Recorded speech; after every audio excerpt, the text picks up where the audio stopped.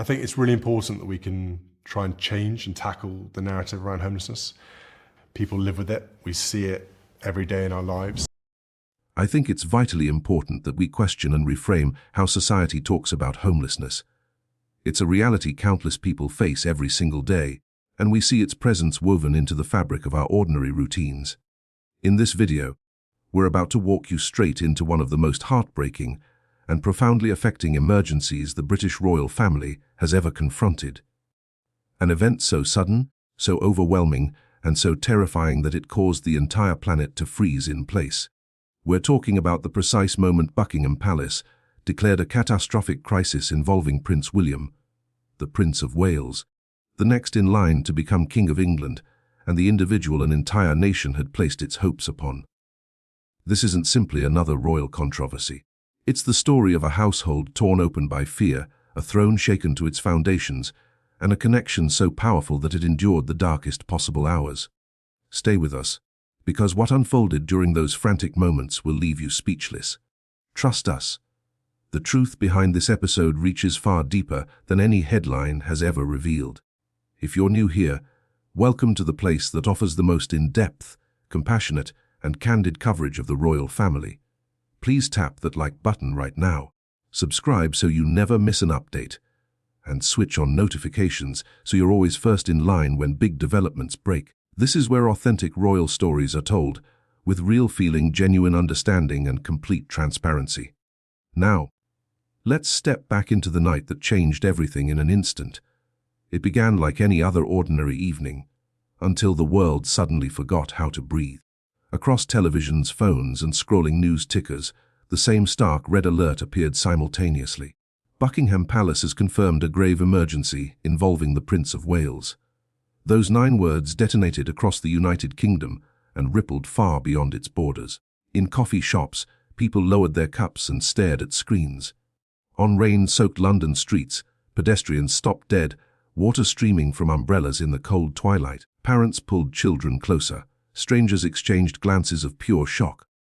Because anyone who had watched Prince William's path, from a grieving child at his mother's funeral to a steady, beloved future monarch, felt the exact same thing in that instant: pure, gut-wrenching terror. The kind that reminds us no title, no palace, no privilege can shield a family from tragedy's brutal weight.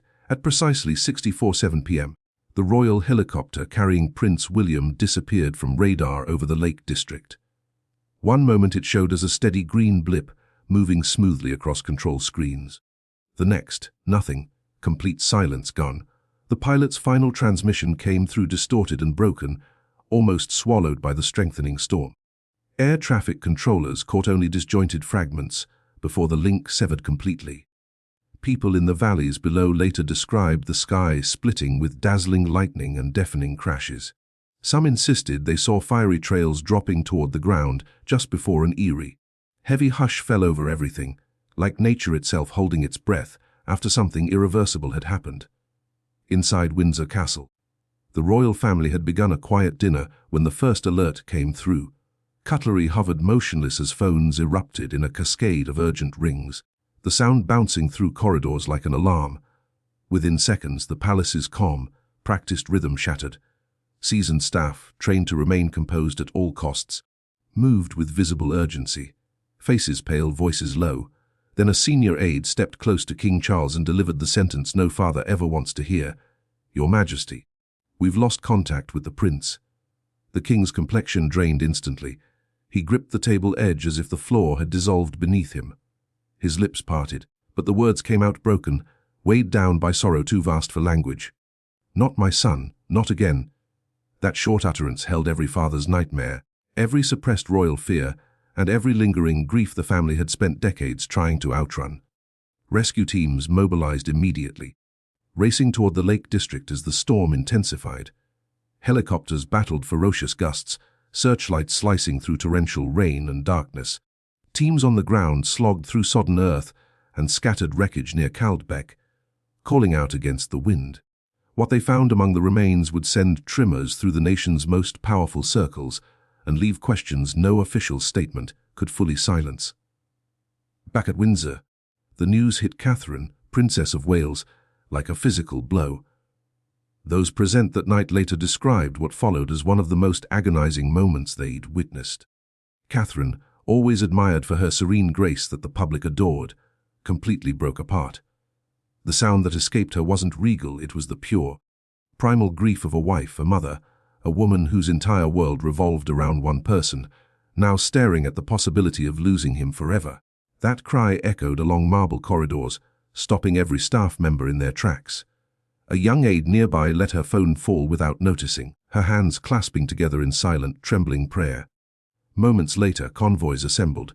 Security moved with crisp efficiency. Reporters, who somehow always sensed these emergencies first, were already gathering outside the gates.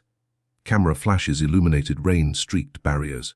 Anchors spoke in hushed, careful tones, as if saying it too loudly might make the horror real. In the midst of it all, Catherine sat in the back of a car, hands tightly folded, lips silently forming her husband's name like a lifeline. Like someone who understands that sometimes the only thing standing between a loved one and the void is unshakable faith. When they arrived at the hospital, cameras recorded every second. Catherine stepped out into the pouring rain, her face so openly shattered and human that, for a brief moment, the world forgot her title. She was simply a woman moving toward the person she loved most, gripped by dread of what she might find inside. What waited in those hospital hallways struck her to her core. The emergency ward hummed with controlled chaos and immense pressure. Doctors issued sharp commands. Nurses moved with the quiet, mechanical precision that comes from years of life or death shifts. The air carried the sharp scent of antiseptic mixed with something heavier that lingered in every breath. Prince William was alive, just. Machines around him did the work his body could no longer manage. Tubes, monitors, steady beeps, and the grave expressions of medical staff who knew exactly who lay there. Catherine sank to her knees beside him. She took his hand in both of hers, pressing her forehead to it as tears fell onto his skin. "Stay with me," she whispered. "You don't get to go." King Charles stood at the foot of the bed, a man long practiced at hiding emotion in public, now holding nothing but an old rosary that once belonged to his mother. In that room, every symbol of monarchy felt powerless for perhaps the first time in generations. And perhaps that was the cruelest realization: no lineage, no ceremony, no centuries of custom could change what was happening to the man in that bed. Only medicine, love, and time had any say now. The hours that followed rank among the longest in recent royal history. Catherine remained fixed at his side. She didn't sleep. She barely ate. She watched the monitors, watched his chest rise and fall, silently willing every breath to continue. Outside the hospital, thousands of ordinary people stood in the rain holding candles, handmade signs, and each other. A little girl in a bright raincoat stood near the front, clutching a sign that read, "We love you, William. Stay strong." From Scotland to the southwest, across social media and living room screens, the country held its collective breath.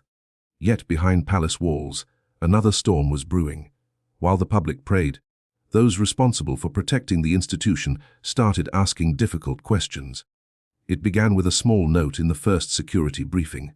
3 words almost missed until their weight became undeniable: flight data irregularities. Princess Anne was the first to insist on answers. She's always been the family's most direct voice, refusing vague explanations when plain truth is needed. "Mechanical failure doesn't simply make a helicopter vanish from tracking," she said in a closed meeting. Something intentional happened in the air, and she was right.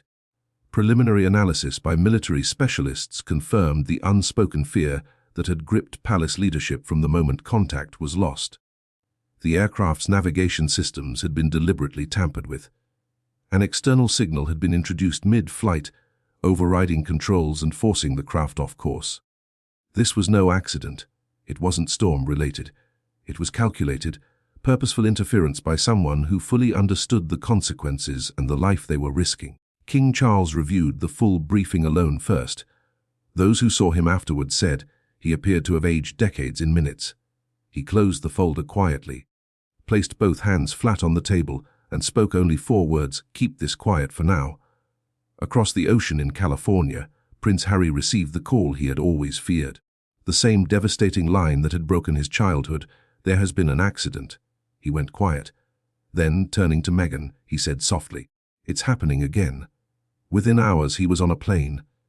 He arrived without announcement, no cameras, no statement, just a brother hurrying because his sibling needed him, because family bonds outlive public divisions, because grief cuts through everything superficial. Inside the palace, the tension between transparency and protection deepened the fractures. Anne advocated for complete openness with the public. Charles maintained caution until the investigation finished, cautioning that incomplete information could compromise the inquiry and cause unnecessary panic. Catherine, never leaving William's side, had no strength for arguments. When pressed, she gave one clear response: "Whatever the truth is in that wreckage, don't let it stay buried." Camilla spent long hours alone in the palace chapel, lighting candle after candle, whispering prayers. The institution that always projects unbreakable strength was fracturing behind closed doors. Conversations turned intense. Decisions created new rifts. The monarchy was bleeding internally, with no easy fix in sight. Then, in the faint light of a tired dawn, hope arrived without warning. A nurse monitoring Prim's vitals noticed a shift. She called a colleague quietly, almost afraid to believe it. But she was correct. His finger moved, a faint, almost imperceptible twitch, but unmistakable. Catherine felt it before anyone said a word. Having held his hand without pause, she sensed the movement immediately. She looked up, exhausted eyes widening, and whispered his name: "William." Doctors hurried in. The monitors confirmed what she already knew in her bones. He was returning. He was fighting his way back. The hospital released a careful statement the next morning. "The Prince of Wales has shown slight but promising neurological improvement." Outside, the overnight crowd burst into applause. A woman near the back sobbed openly. A stranger put an arm around her without a word. In a Yorkshire church, a vicar interrupted his sermon to share the news, met with a wave of reverent joy. Across the world, people who had never met him felt relief flood through them. Inside the hospital, the investigation reached its private conclusion.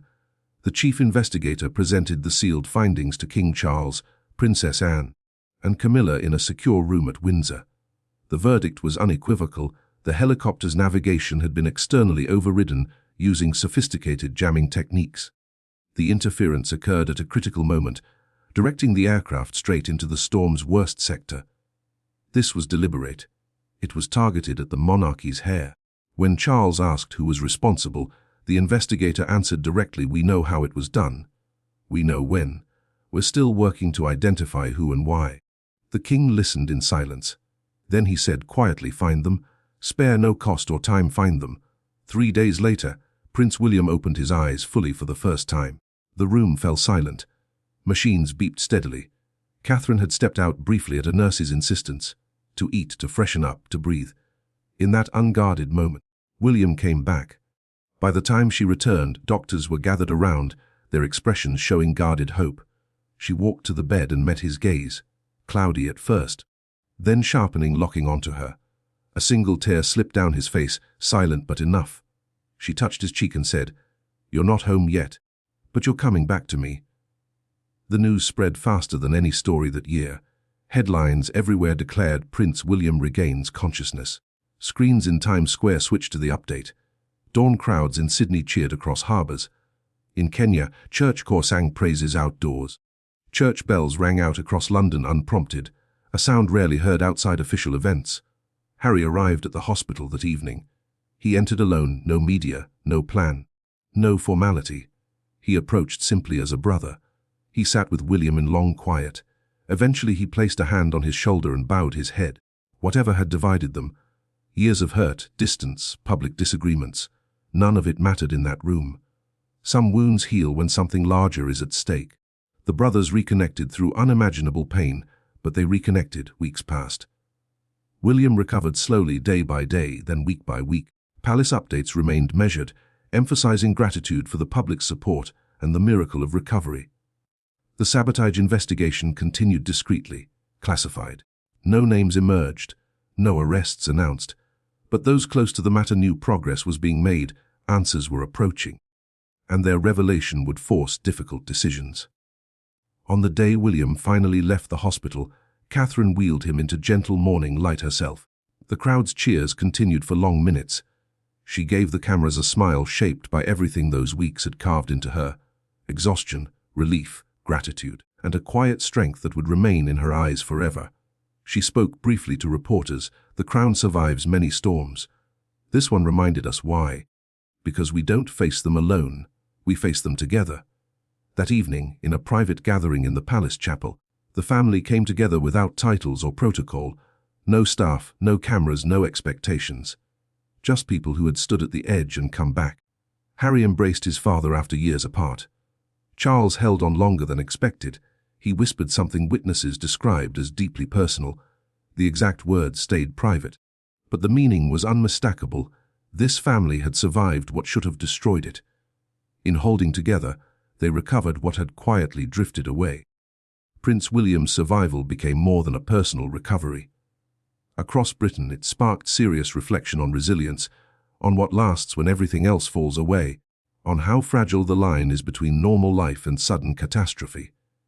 Even those skeptical of monarchy found themselves unexpectedly moved. Seasoned royal watchers remarked that this felt uniquely real. Not pageantry, not performance, but a family nearly broken by loss choosing to stand as one. When William first stepped onto the Buckingham Palace balcony after the crash, the mall overflowed with well-wishers. Cheers rose without stopping. Catherine stood beside him. Their hands locked together, his grasp saying what words could not. King Charles watched from behind, eyes tired but steady.